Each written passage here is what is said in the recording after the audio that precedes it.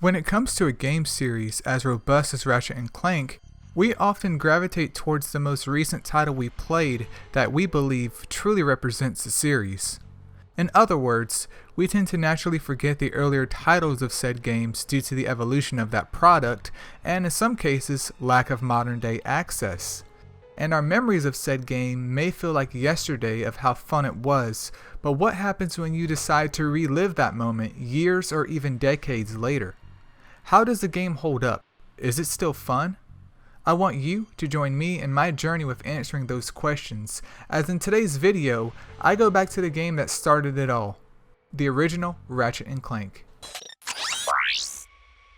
Hi there, Fuzzball. On November 4th, 2002, Insomniac Games, in essentially its infancy, released a banger of a game.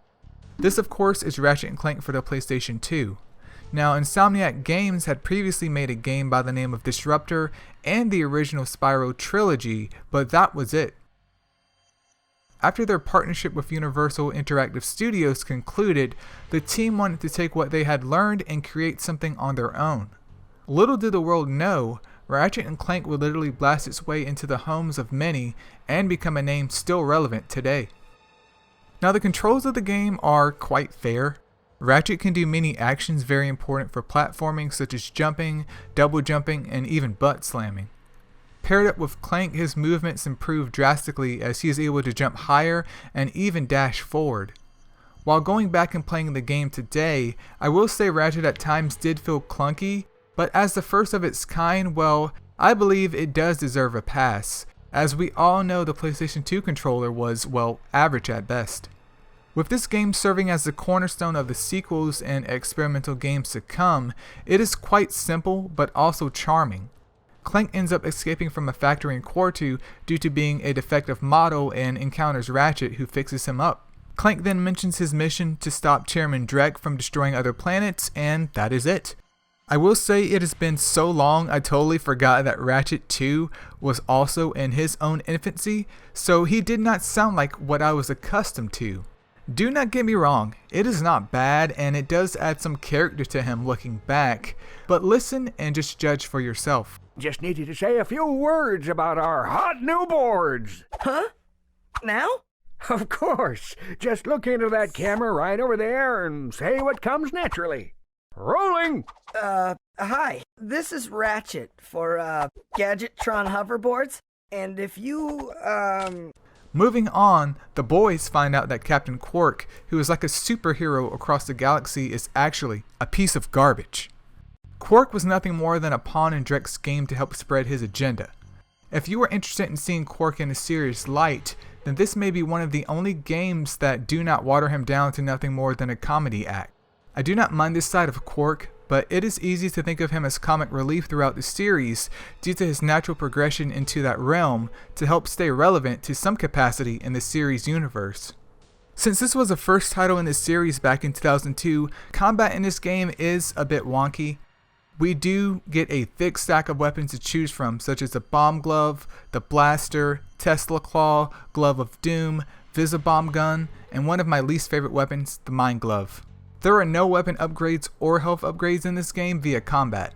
Health can be upgraded with bolts, but in terms of weapons, once you buy it, the weapon is what it is from the start.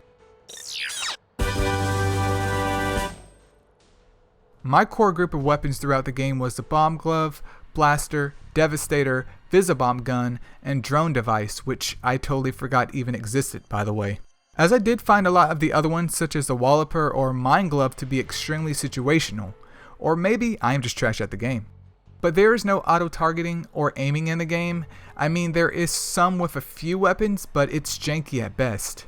This of course leads to some situations being harder than they should be, because you can't freaking aim at the target in front of you unless you shoot while running in a circle. Combat is fun, but with no strafe or consistent way to target enemies, it can be a bit frustrating.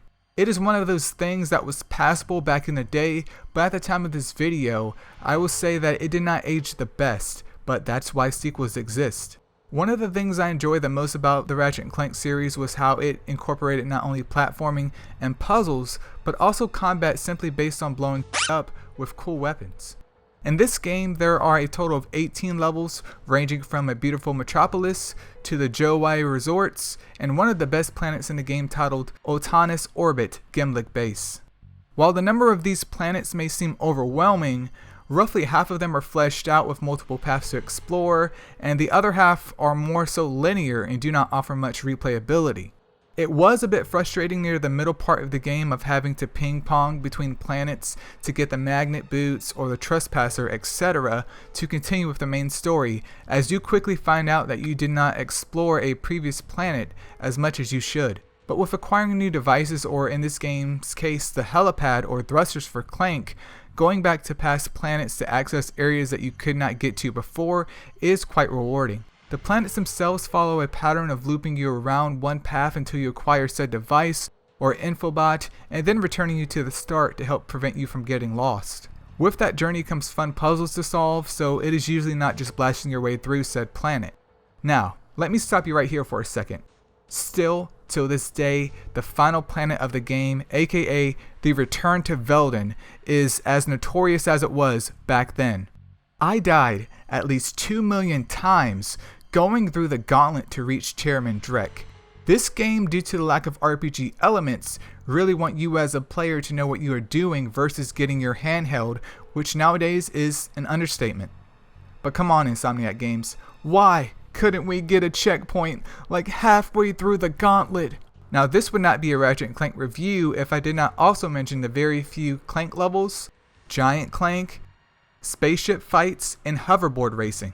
Once again, with hoverboard racing though, for the top score, you must get good or you will never win.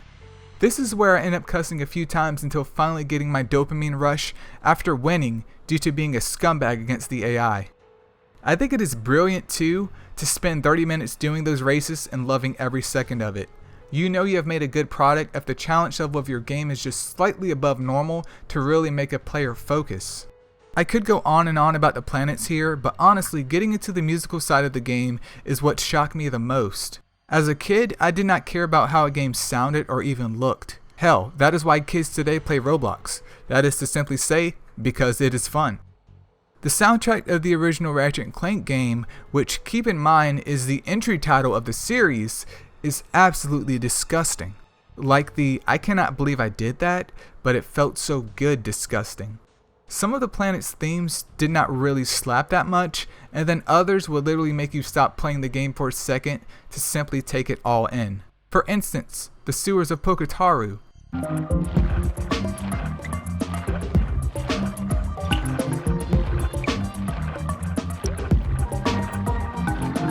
Otanis Orbit Gimlick Base.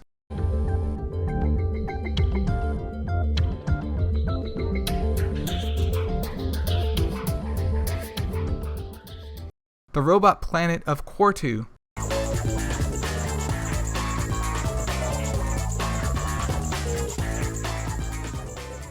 Or even Velden in Peril.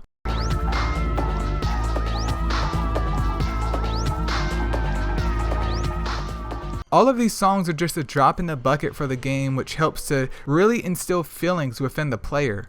The skillful use of different genres mixed provide not only a nostalgic sound, but at the same time one that seems almost futuristic. With that type of soundscape, you have a recipe for success when it is combined with interesting level design, fun combat, and lighthearted story. Tell me I am wrong, but proper use of music or lack of music can really make or break a game, and it damn sure helped to make this game as incredible as it is. So, what exactly is there to take away from this video? Well, here's the deal. As I previously had stated, the controls in the game aren't the greatest, but they do work. The same can be said for the story and the combat. The planets themselves, paired up with platforming, puzzles, and replayability, without a doubt help keep the player stuck to the game, as each new device opens up more ways of exploration, rewarding those who go the extra mile. The game is not without its flaws, however, mainly in the combat department, which may artificially raise the challenge of the game in some segments higher than what it should be. But what amazes me the most about this game is how much of what is a staple in the series today came from the original. I mean, one could argue roughly 80% of the mechanics introduced in this game still hold their weight even 20 years later in countless sequels. Insomniac Games honestly knew how to implement great ideas into their games and just tweak them as time goes on.